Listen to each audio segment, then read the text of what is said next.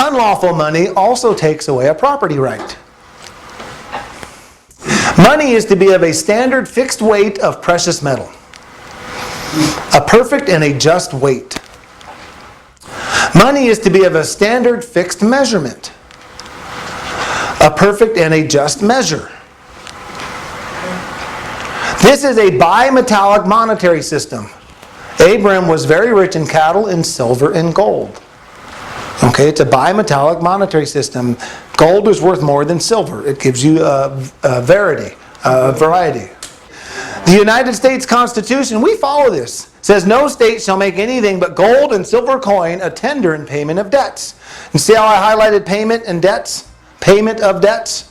That's a key term.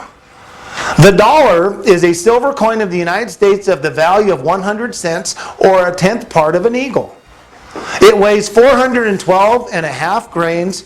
Of 1,000 parts, 900 are pure silver and 100 of alloy. Basically, that is about 1 ounce of 90% pure silver.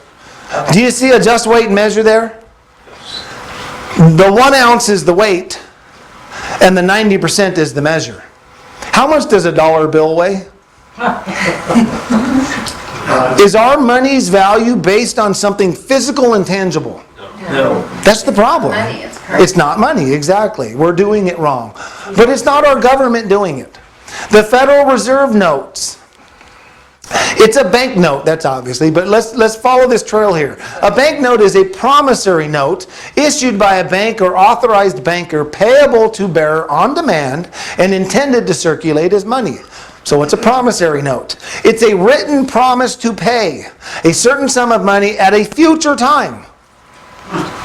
We haven't paid yet. We're paying at a future time, unconditionally. Unconditionally. A promissory note differs from a mere acknowledgement of debt without any promise to pay, as when the debtor gives his creditor an IOU. It's an IOU. Well, what's a promise? It's an engagement by which the promisor contracts. When you use a Federal Reserve note, you're signing a contract. You're engaging in a contract is what you're doing. Towards another to perform or do something to the advantage of the other, of the latter person. It's not to your advantage. Gives to the promisee a legal right to demand and enforce a fulfillment. So they have the right to demand and enforce a fulfillment. When we're handing these Federal Reserve notes out, are we paying for anything? No. Is the fulfillment done? No. They've got a right to legally enforce that fulfillment. When they do it, I don't know. So let's look at payment. Payment is that which is given to execute what has been promised, or it is the fulfillment of a promise.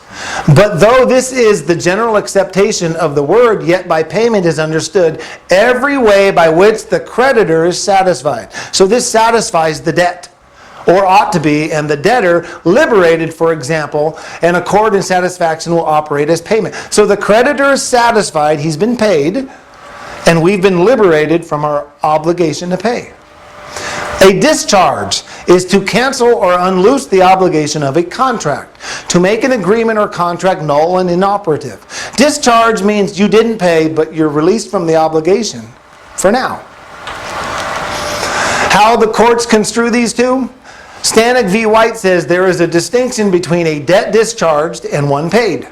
When discharged, the debt still exists. I wonder why we have a national debt. Though divested of its character as a legal obligation during the operation of the discharge. We have a very large discharge. When you use gold and silver, you pay the debt and it's gone. When you use Federal Reserve notes, you discharge the debt and the debt still exists. We can never get rid of our national debt until we get rid of Federal Reserve notes. It just won't happen. You can try to refinance all you want, but as long as we keep discharging debts instead of paying them, our debt's never going to go away. Quick question off topic. If you're discharging debts, do you own do you own it? No. You don't own what you bought. You know who owns it? The issuer of the note. Here's a little story I heard once. Let's say let's say it's like 100 years ago, because you'd never do this today. But I wanted to send Samantha to the store to pick something up, so I wrote her a note. Please give Samantha a dozen eggs. I will pay you. I owe you. She walks to the store, gives the guy the note, and he reads, okay, and he gives the eggs, and Samantha walks away. Now, the clerk has the note, Samantha has the eggs, and I'm at home, and she's walking. Who owns the eggs? Clerk. Samantha. Well, the way the law reads is the issuer of the note. When you buy something with a Federal Reserve note, who owns what you bought? The issuer. The issuer of the note, the Federal Reserve. That's why there's always a debt. That's how notes work. So it's not money, it's an IOU. And whoever's name is on it is the owner. And clearly on it says Federal Reserve. We are the surety for that debt. Proverbs 17:18 says, a man void of understanding strikes hands and becomes surety in the presence of his friends. A man who doesn't understand shakes hands and makes an agreement and becomes the surety in the presence of his friends. Isn't that exactly what we did? Yep. We signed a contract by using the money, the Federal Reserve note, and now we signed a contract, and now we're the surety for our debt. So let's look at the dollar real quick. This is a Federal Reserve note. It says so right on the top. They don't hide it from us. Right here, it clearly says this note is legal tender for all debts, public and private. Does it say anything about gold? It doesn't say anything about gold. What it used to say was this. And you've probably seen this before. But it's redeemable in gold on demand at the United States Treasury, or in gold or lawful money at any Federal Reserve bank. We used to use paper money correctly. When it's backed by gold, it's okay.